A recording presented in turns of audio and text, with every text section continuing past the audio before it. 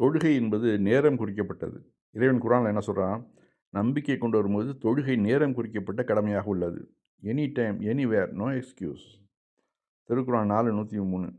தொழுகை பிற்படுத்தப்பட்டது தீயவர்களின் செயல் என்றும், கடமையான தொழுகைகளை குறிப்பிட்ட நேரத்திலேயே நிறைவேற்ற வேண்டும் என்றும் நபி ஸல்லல்லாஹு அலைஹி வஸல்லம் கூறியிருக்கிறார்கள்.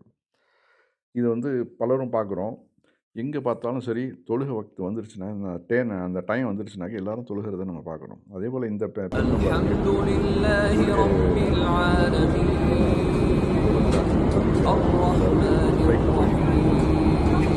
வீடியோ எடுத்தது அவங்க போட்டிக்கல, அதனால் வெட்கப்படுறாங்க. என்ன, தொழுகைக்கு எந்த ஒரு கட்டுப்பாடும் கிடையாது. அந்தந்த டயத்தில் தொழுகை நிறைவேற்றிடணும். இங்கே பாருங்கள், சவுதி அரேபியன் ஏர்லைன்ஸில் அதோட விமானி அந்த டயத்தில் மேலேயும் உட்காந்தும் தொழுகலாம், அது ஒன்றும் பிரச்சனை இல்லை. ஆனாலும் டைம் இருக்குது அவருக்கு. அதனால் இப்போ பயணிகள்லாம் மேலே போடுறது வரைக்கும், மேலே போய் அவர்கள்லாம் அமர்றது வரைக்கும் நமக்கு தான் டைம் இருக்குது, அந்த டயத்தில் நம்ம தொழுகையை நிறைவேற்றிடுவோம் அப்படின்னு அந்த விமானி தொழுகிறத நம்ம பார்க்குறோம். அதே போல் கீழே ஐரோப்பிய நாட்டில் அந்த ஒரு ஒரு மாலுக்கு வந்த அந்த முஸ்லீம் அந்த டைம் வந்த உடனே விரிப்பை விரித்து தொழுகிறார். அதை அந்த மக்கள்லாம் ஆச்சரியமாக பார்க்குறாங்க.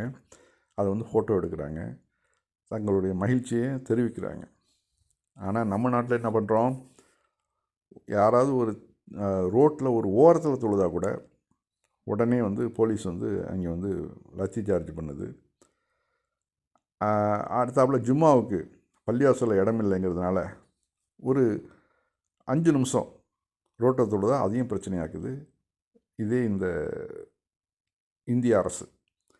இதெல்லாம் ஆட்சி மாற்றங்கள் ஏற்பட்டால் ஆட்டோமேட்டிக்காக மாறிடும், அது ஒன்றும் பிரச்சனை இல்லை. அவர்கள் அந்த இந்து ஓட்டு வங்கியை தங்களுக்காக வைக்கிறதுக்காக இந்த மாதிரியான ஏற்பாடுகள்லாம் பண்ணுறாங்க. ஏன்னா அவர்கள் வாக்குகளை நான் இது செஞ்சேன், அது செஞ்சேன், அதனால் எனக்கு ஓட்டு போடு அப்படின்னு அவங்களுக்கு சொல்கிறதுக்கு ஒன்றுமே இல்லை. அதுதான் இங்கே பெரிய பிரச்சனை. அதே போல் லண்டனில் பாருங்கள்,